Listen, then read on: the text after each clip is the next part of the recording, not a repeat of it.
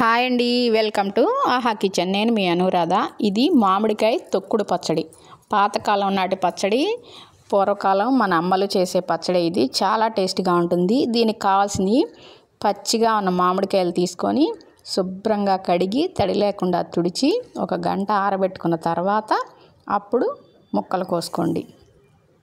ఈ మామిడికాయలు ఇవే అవసరం లేదండి. మీరు ఆవకాయ పెట్టుకున్నప్పుడు కూడా ఆ ముక్కలకు టెంక్ ఊడిపోయినా లేదా కొంచెం కలర్ వచ్చి గట్టిగా ఉండాలి. కలర్ వచ్చినా సరే గట్టిగా ఉన్న ముక్కలు అయితే బాగుంటుంది.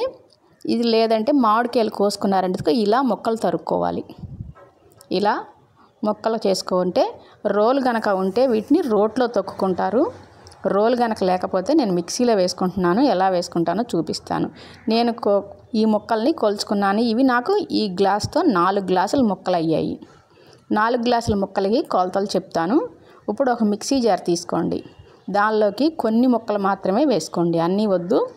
తర్వాత ఈ 4 గ్లాసులకి అర గ్లాసు ఉప్పు పడుతుంది. ఉప్పుని కొంచెం కొంచెం ముక్కలన్నిటికీ వచ్చేటట్టుగా కాస్త మిక్సీ జార్లో వేసుకొని ఇదిగో ఇలా వెనక్కి 2-3 సార్లు ఇంచి చేయండి. అంతే, ఇలా నలగాలి. ఒకవేళ పెద్ద ముక్కలు వచ్చినా కూడా మీరు ముందు ఇలానే ఇంచి చేయండి. తర్వాత ఆ పెద్ద ముక్కలన్నిటిని మళ్ళీ మనం ఏరుకోవచ్చు. ఏరుకొని మళ్ళీ లాస్ట్లో ఇలా పెద్ద ముక్కలు వస్తే వీటిని మళ్ళీ లాస్ట్లో ఒకసారి చెక్ చేసుకొని వేసుకోవచ్చు. ఇలా ఇంచి చేయాలి. రోట్లో అయితే కనుక 2 ముక్కలు వేసుకుంటూ కొంచెం ఉప్పు వేసుకుంటూ బండతో 2-3 దెబ్బలు వేస్తే ఇలా నలుగుతాయి అన్నమాట. ఇదివరకు అలా రోట్లో నూరేవాళ్ళు. మీరు కావాలంటే నేనైతే మిక్సీలో వేసుకుంటున్నాను. ఇలా వెనక్కి 2 సార్లు ఇంచి చేసుకుంటే చాలు. కాస్త ముక్కలు మాత్రమే వేసుకోవాలి, అన్నీ ఒకేసారి వేసుకోకూడదు.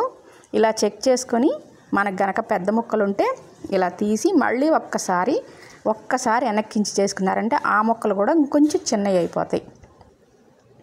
ఇలాగా మిగిలినవి మొత్తం వేసుకొని మిక్సీలో ఈ ముక్కలు వేసుకోవడమే ఈ పచ్చడికి పని, ఇంకంతకంటే ఏముండదు. ఇదిగో నేను మొత్తం వేసేసుకున్నాను. ఈ కొంచెం పెద్ద సైజు ఒక మాదిరి ముక్క ఉన్నా పర్వాలేదు, ఇలాగే ఉంటుంది తొక్కుడు పచ్చడి.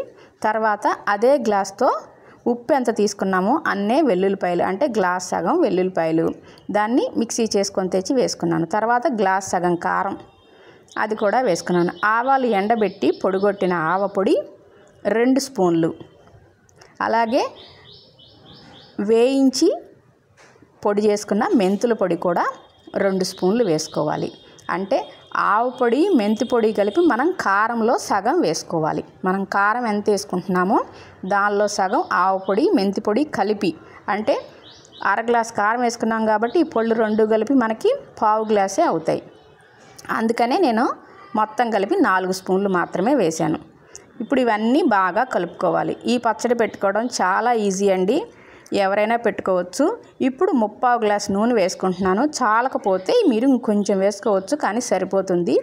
ఆ 3/4 గ్లాస్ నూనె వేసుకొని బాగా కలుపుకోవాలి. ఇది పచ్చి నూనె, పల్లి నూనె కానీ లేకపోతే కనుక నువ్వుల నూనె కానీ మీరు ఏదైనా వేసుకోవచ్చు. ఆ 2 మాత్రమే వేసుకోవాలి.